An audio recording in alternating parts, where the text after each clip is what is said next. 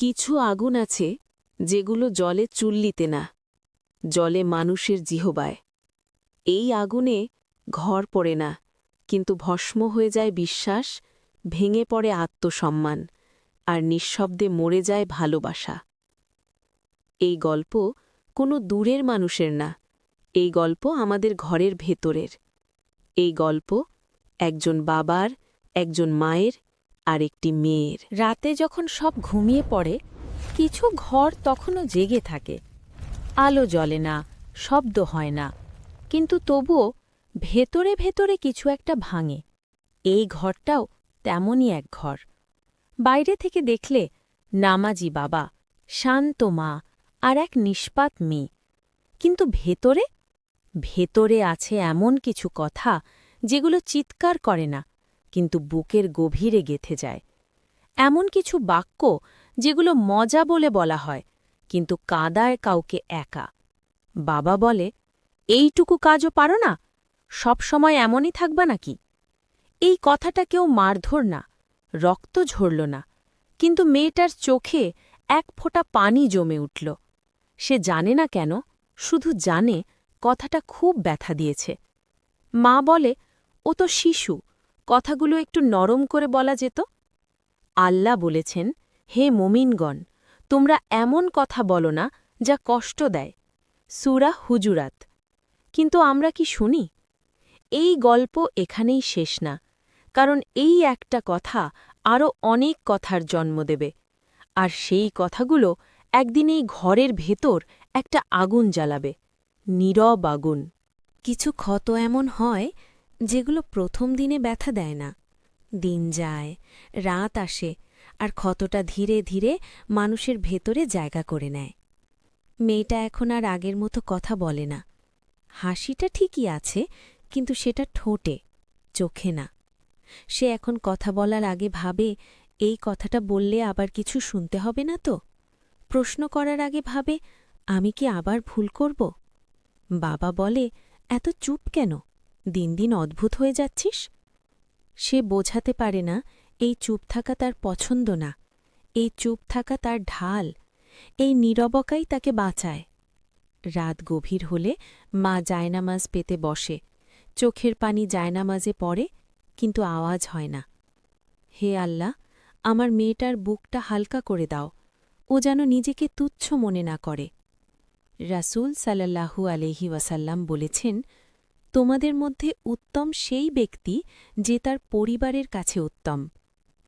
এই হাদিসটা এই ঘরের দেয়ালে লেখা নেই। মেয়েটা জানে না সে কি খারাপ, সে শুধু জানে সে আর আগের মতো না, আর এই বদলে যাওয়ার পেছনে কেউ একজন প্রতিদিন একটা করে কথা রেখে যাচ্ছে। মানুষ সবচেয়ে বেশি ভয় পায় নিজের মুখোমুখি হতে, কারণ আয়না কখনো মিথ্যা বলে না। এই মানুষটাও তাই। বাইরে সে সম্মানিত, ভেতরে সে প্রশ্নে ভরা। জুমার খুতবায় ইমাম বললেন, হে মুমিনগণ, তোমরা একে অন্যকে তুচ্ছ করো না। হয়তো যাকে তুচ্ছ করছ সে আল্লাহর কাছে উত্তম। এই আয়াতটা সে বহুবার শুনেছে। আজ প্রথমবার কথাগুলো তার বুকের ভেতর ঢুকল।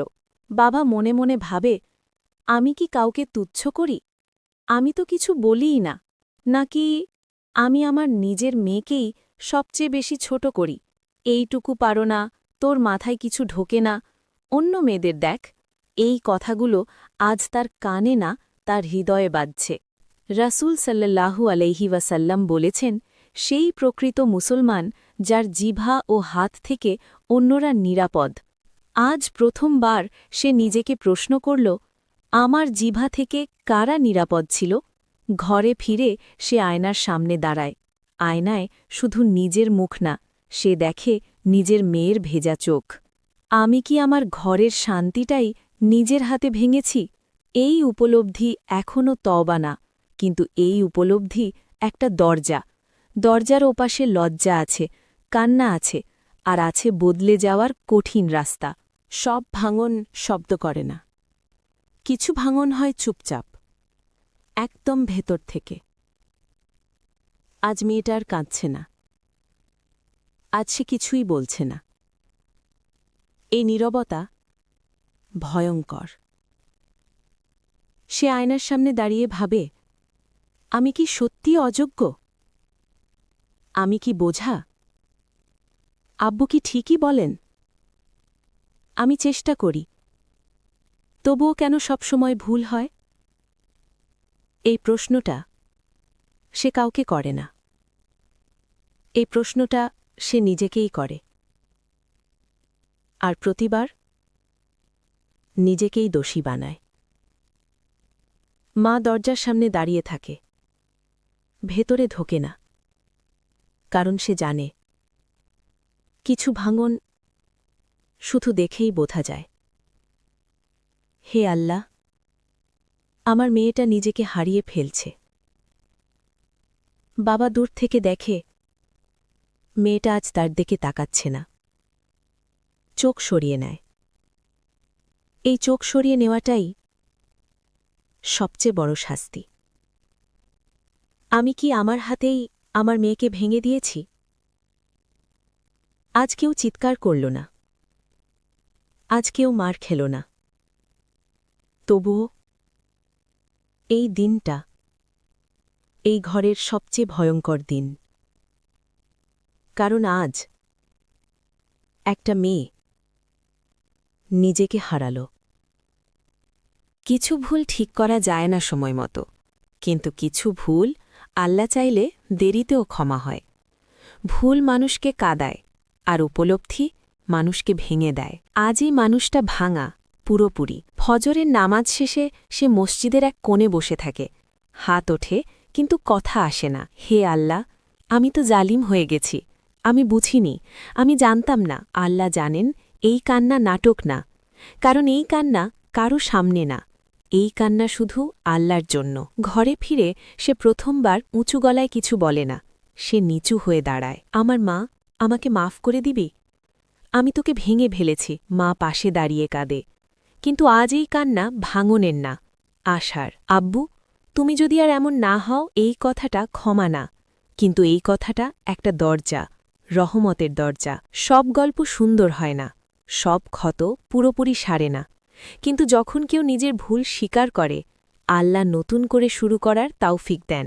যে নিজের ঘরের মানুষের কাছে উত্তম, সেই আল্লাহর কাছে উত্তম। এই গল্পটা শেষ হল, কিন্তু এর মেসেজ অনেক ঘরে এখনও শুরু হয়নি।